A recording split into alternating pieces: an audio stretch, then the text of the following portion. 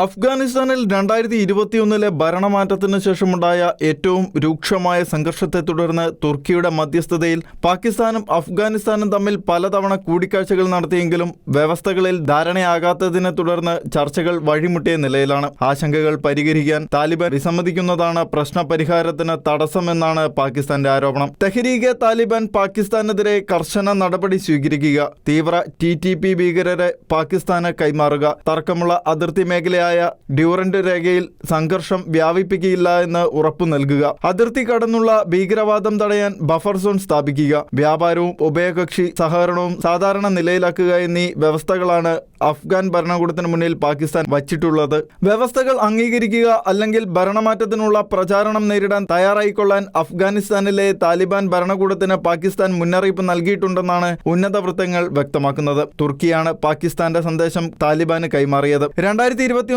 അഫ്ഗാനിസ്ഥാന്റെ ഭരണം താലിബാൻ പിടിച്ച ശേഷമാണ് പാകിസ്ഥാനുമായുള്ള ബന്ധത്തിൽ ഉലച്ചിലുണ്ടായത്. അതിർത്തിയിൽ സംഘർഷം രൂക്ഷമായതോടെ അഫ്ഗാനിസ്ഥാനിൽ പാകിസ്ഥാൻ വ്യോമാക്രമണം നടത്തിയിരുന്നു. ഇതേ തുടർന്ന് അഫ്ഗാൻ സേനയും തിരിച്ചടിച്ചു. ഏറ്റുമുട്ടലിൽ നിരവധി പേർ കൊല്ലപ്പെടുകയും നൂറുകണക്കിന് ആളുകൾക്ക് പരിക്കേൽക്കുകയും ചെയ്തു. പാകിസ്ഥാനെ എതിർക്കുകയും പതിവായി ആക്രമണങ്ങൾ നടത്തുകയും ചെയ്യുന്ന തെഹ്രീകെ താലിബാൻ പാകിസ്ഥാനെതിരെ നടപടിയെടുക്കാൻ താലിബാൻ സ്ഥിരമായി വിസമ്മതിക്കുകയാണെന്ന് പാകിസ്ഥാൻ ആരോപിച്ചു. അഫ്ഗാനിസ്ഥാന്റെ മുൻ പ്രസിഡന്റുമാരായ Hamid Karzai, Ashraf Ghani, northern resistance front നേതാവ് അഹമ്മദ് മസൂദ്, മുൻ vice president Abdul Rashid Dostum, Afghanistan freedom front നേതാക്കൾ തുടങ്ങി പ്രമുഖരായ നിരവധി അഫ്ഗാൻ ജനാധിപത്യ പ്രതിപക്ഷ നേതാക്കളുമായി പാകിസ്ഥാൻ രഹസ്യാന്വേഷണ വിഭാഗം ആശയവിനിമയം നടത്തിയെന്നാണ് വിവരം. താലിബാനെ പതിറ്റാണ്ടുകളായി പിന്തുണച്ചിരുന്ന പാകിസ്ഥാൻ അഫ്ഗാനിൽ ഭരണം തിരിച്ചുപിടിക്കുന്നതിനും അവർക്ക് സജീവമായി സഹായങ്ങൾ നൽകിയിരുന്നു. താലിബാൻ ഇന്ത്യയുമായി ബന്ധം സ്ഥാപിക്കാൻ ശ്രമിച്ചതാണ് പാകിസ്ഥാന്റെ നിലപാട് മാറ്റത്തിന് പിന്നിലെന്നാണ് വിലയിരുത്തൽ.